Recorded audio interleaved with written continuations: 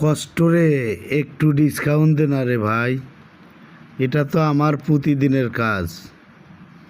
এত কষ্ট করে আমরা রাস্তায় গাড়ি চালাই, দেখেন দীর্ঘ 18 ঘন্টা যাবৎ জ্যাম ঠেলে যখন রাস্তাঘাটে কোনো প্রকারে খাবার পাওয়া যায় না, তখনকার একটা কঠিনতম দৃশ্য। নাই যেখানে বাথরুম, প্রস্রাব পায়খানার ব্যবস্থা, কোনো খাবারের ব্যবস্থা, তখন এভাবেই আমাদেরকে কষ্ট করে জনসেবায় থাকতে হয়।